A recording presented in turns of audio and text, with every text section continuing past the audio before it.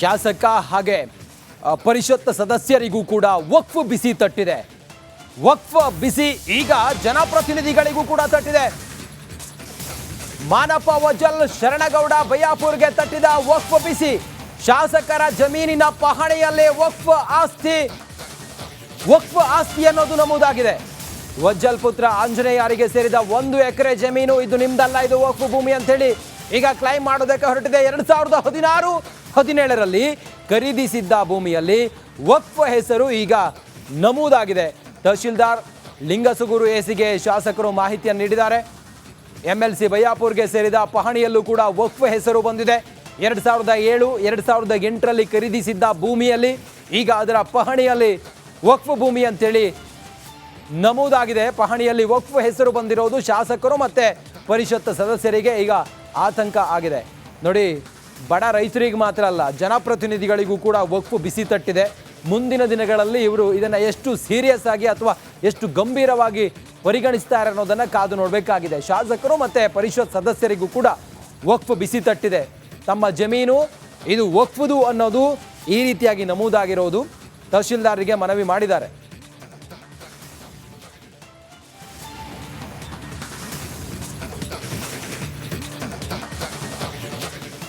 Welding ಮಾಡೋರು, puncture ಮಾಡೋರು ನಾವೆಲ್ಲ. ನೀವು ಹೋಗಿ ಅವನು ಏನಿಗೆ ಓಟ್ ಕೇಳ್ತಾ ಇದ್ದೀರಾ ನೀವು?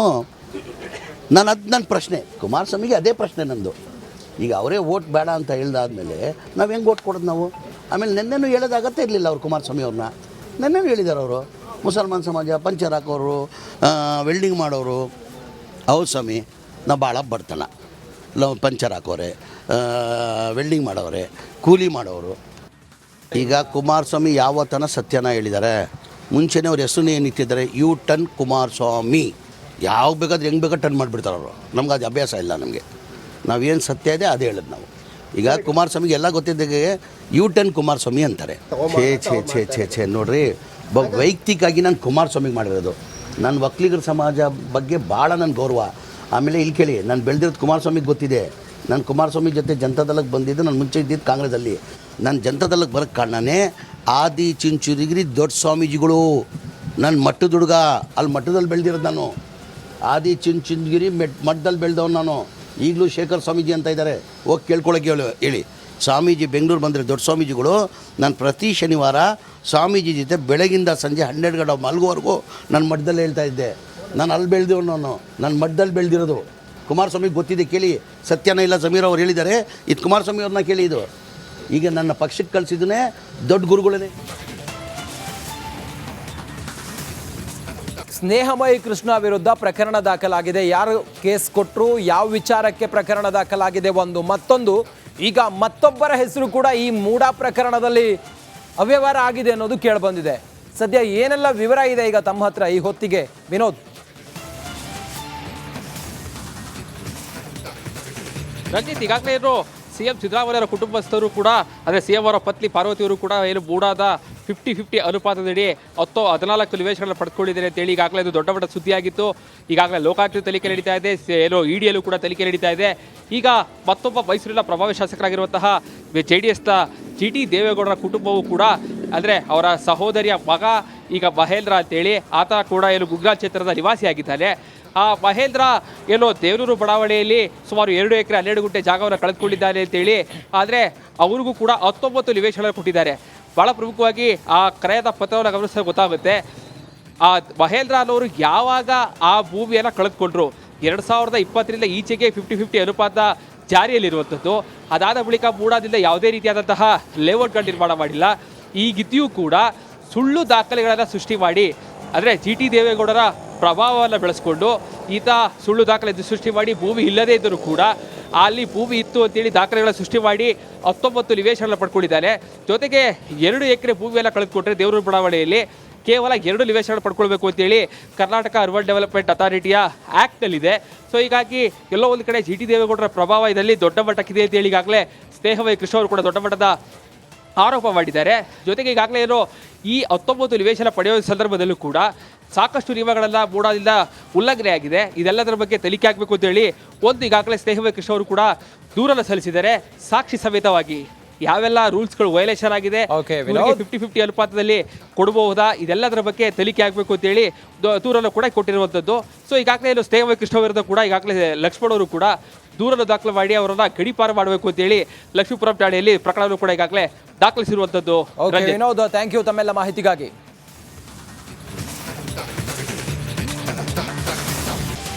ಸ್ನೇಹಮಯಿ ಕೃಷ್ಣ ವಿರುದ್ಧ ಕೆಪಿಸಿಸಿ ವಕ್ತಾರ ಕಂಪ್ಲೇಂಟ್ ಕೊಟ್ಟಿದ್ದಾರೆ. ಮೈಸೂರಿನ ಲಕ್ಷ್ಮೀಪುರಂ ಠಾಣೆಗೆ ಎಂ ಲಕ್ಷ್ಮಣ್ ಸ್ನೇಹಮಯಿ ಕೃಷ್ಣ ವಿರುದ್ಧ ದೂರು ಕೊಟ್ಟಿದ್ದಾರೆ.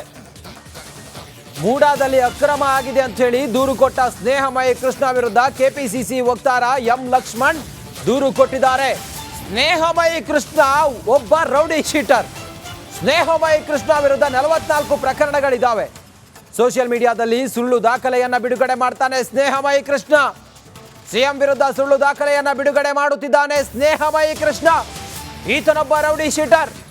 ಸ್ನೇಹಮಯಿ ಕೃಷ್ಣನನ್ನ ಅರೆಸ್ಟ್ ಮಾಡುವಂತೆ ದೂರು ಕೊಟ್ಟಿದ್ದಾರೆ ಲಕ್ಷ್ಮೀಪುರಂ ಠಾಣೆಗೆ ಕಾಂಗ್ರೆಸ್ನ ವಕ್ತಾರರೊಬ್ರು. ಕೆಪಿಸಿಸಿಯ ವಕ್ತಾರರು ಲಕ್ಷ್ಮೀಪುರಂ ಠಾಣೆ ಪೊಲೀಸರಿಗೆ ವಕ್ತಾರ ಲಕ್ಷ್ಮಣ್ ಕಂಪ್ಲೇಂಟ್ ಅನ್ನ ಕೊಟ್ಟಿದ್ದಾರೆ. ಅರೆಸ್ಟ್ ಮಾಡದಿದ್ರೆ ನಾಳೆಯಿಂದ ಧರಣಿ ಅಂತೇಳಿ ಎಚ್ಚರಿಕೆಯನ್ನು ಕೂಡ ಕೊಟ್ಟಿದ್ದಾರೆ ಕೆಪಿಸಿಸಿ ವಕ್ತಾರ ಲಕ್ಷ್ಮಣ್.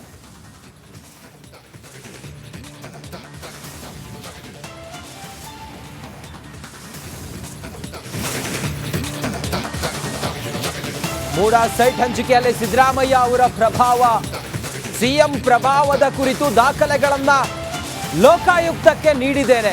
ರಿಪಬ್ಲಿಕ್ ಕನ್ನಡಕ್ಕೆ ದೂರುದಾರ ಸ್ನೇಹಮಯಿ ಕೃಷ್ಣ ಹೇಳಿಕೆಯನ್ನು ಕೊಟ್ಟಿದ್ದಾರೆ.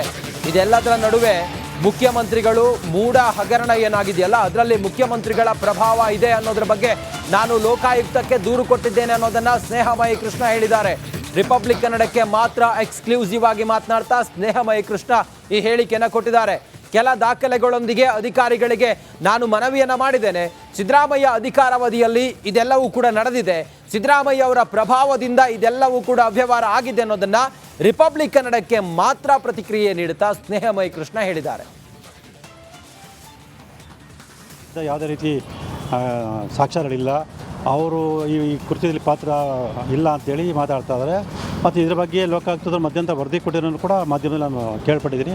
ಆದರೆ ಸಿದ್ದರಾಮಯ್ಯ ವಿರುದ್ಧ ಯಾವ್ಯಾವ ಸಾಕ್ಷ್ಯಗಳಿದೆ, ಅವರ ಅಧಿಕಾರದ ಅವಧಿಯಲ್ಲೇ ಅವರ ಅಧಿಕಾರ ದುರ್ಬಳಕೆ ಮಾಡಿಕೊಂಡು ಯಾವ ರೀತಿ ಅಪರಾಧ ಕೃತ್ಯವನ್ನು ಮಾಡಿದೆ ಅನ್ನೋದ್ರ ಬಗ್ಗೆ ವಿವರವಾಗಿ ನಾನು ಅರ್ಜಿಯನ್ನು ಕೊಟ್ಟಿದ್ದೀನಿ. ಏನೇನು ಅಂಶಗಳಿದೆ ಸರ್ ಹಾಗಾದರೆ? ಸರ್, ಮುಖ್ಯವಾಗಿ ಇದು ಪ್ರಾರಂಭ ಆಗದೆ ಅಪರಾಧ ಕೃತ್ಯ 1996ನೇ ಇಸ್ವಿಯಿಂದ. ಸಿದ್ದರಾಮಯ್ಯವರು ಉಪಮುಖ್ಯಮಂತ್ರಿ ಮೊದಲನೇ ಬಾರಿಗೆ ಉಪಮುಖ್ಯಮಂತ್ರಿ ಆದ ಸಂದರ್ಭದಲ್ಲಿ ಈ ಜಮೀನನ್ನು ಭೂಸ್ವಾಧೀನ ಕೈ ಬಿಡಿ ಅಂತ ಅರ್ಜಿಯನ್ನು ಸಲ್ಲಿಸ್ತಾರೆ. ಆ ಸಂದರ್ಭದಲ್ಲಿ ಮೈಸೂರು ನಗರಾಭಿವೃದ್ಧಿ ಪ್ರಾಧಿಕಾರದ ಅಧ್ಯಕ್ಷ ಆಗಿದ್ದರು ಬಸವೇಗೌಡರು, ಅಂದರೆ ಸಿದ್ದರಾಮಯ್ಯ ಆಪ್ತರು ಮತ್ತು ಅವರೇ ನೇಮಕ ಮಾಡಿದಂಥ ವ್ಯಕ್ತಿ. ಅವರ ಅಧಿಕಾರ ಅವಧಿಯಲ್ಲೇ ಈ ಭೂಸ್ವಾಧೀನ ಕೈ ಬಿಡಬೇಕು ಅನ್ನೋದ್ರ ಬಗ್ಗೆ ಒಂದು ನಿರ್ಣಯವನ್ನು ಮಾಡ್ತಾರೆ. ಅದನ್ನು ಆಧರಿಸಿ ಭೂಸ್ವಾಧೀನ ಕೈ ಬಿಡಲಾಗಿದೆ ಅಂತ ಹೇಳ್ತಾರೆ. ಅದೇ ಸಂದರ್ಭದಲ್ಲಿ 1999 ಇಸ್ವಿಯಲ್ಲಿ ಏನು